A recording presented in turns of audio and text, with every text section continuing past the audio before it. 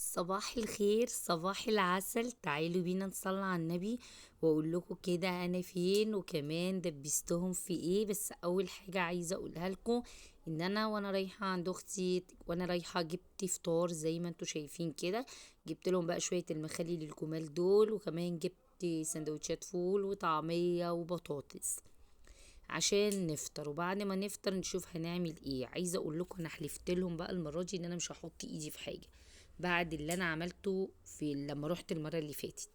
هنا بقى كانوا هما اللي بصراحه عملوا الغدا وقاموا بالواجب كله. بس عايزه اقول لكم ان انا اللي اتدبست وجبت حاجه المحشي وانا رايحه.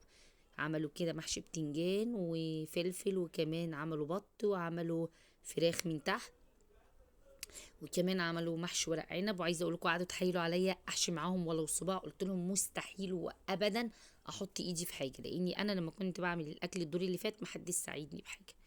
وكمان عملنا كوسه. هنا بقى كنا اتغدينا وكمان شربنا الشاي. وعايزه اقول لكم هم برضو اللي عملوه.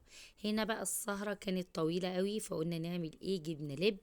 وكمان قعدنا نلعب لعبة الشايب. وكل حبايبي اللي عارفين لعبة الشايب بتاعت زمان، هي لعبة حلوة قوي قوي. وعايزة اقول لكم الحمد لله الحمد لله ما جاش عليا الشايب ولا مرة.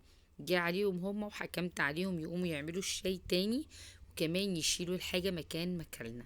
بس كده، هي دي كانت مروحتي، وهو ده النهاردة كان الفيديو بتاعي. واشوفك الفيديو الجاي على خير.